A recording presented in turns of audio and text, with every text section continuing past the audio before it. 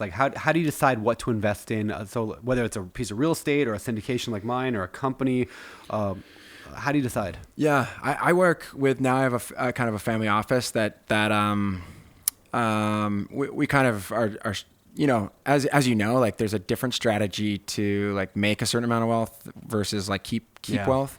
And so, you know, I've been working really hard on diversification and just like, you know, if this industry goes down, this industry will go up. And I have a lot of private investments, angel investments, you know, so just like balancing that with all the other things. And, right now it's, you know, I'm planning, you know,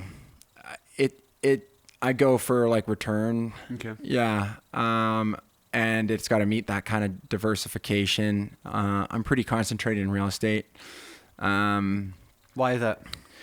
I've always believed in it. You know, it's like, I'm probably like you. It's nice to be able to go down and see an asset that you own. I think some of these venture things, you kind of just have more options as you go. And I kind of just believe in American real estate long term in America, and Canada to a similar degree.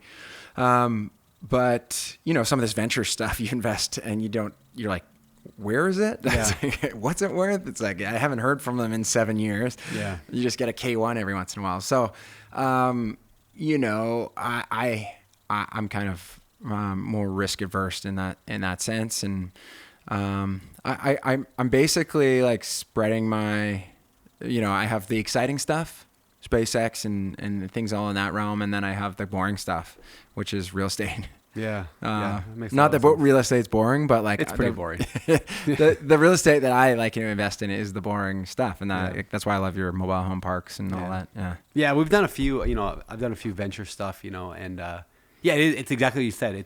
It might go to like 100x. Maybe I'll make a lot of money someday. Yeah. There's a good chance I'll make nothing. Yeah. Maybe I'll get some of my money back. You just don't really know, but that's what it's silent forever. Yeah. You just don't really hear anything. And so it's super weird. I still like, it's fun to do that. Be like, oh, I'm an investor in SpaceX. Like that's cool. Yeah, but I'm like, I really like real estate. Like I love just buying a piece of real estate and being like, that's mine. Yeah. Like, you know, me and I own that. 100 other people, but like we own that and it's not going to zero. Yeah. And I can see the tenants that are there.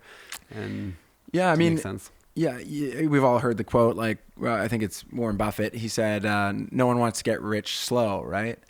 But I think there's something to that. Yeah. I think, you know, I like incremental, you know, growth. Yeah.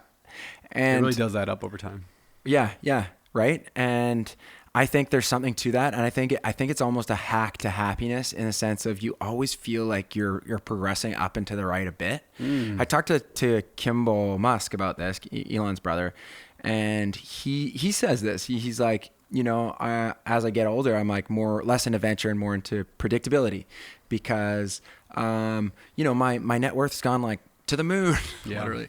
And then like, you know, down again, and it's stressful, and you never know where you are, and you're like wealthy on paper, but you're not in, you know, sometimes not in real life. And he's the first one that said to me, he's like up and to the right is what I think makes you feel better, because you feel like you're getting better every day. You feel like you're growing, and instead of having these massive windfalls and then being like, okay, what's the next one? You're kind of just growing. Yeah.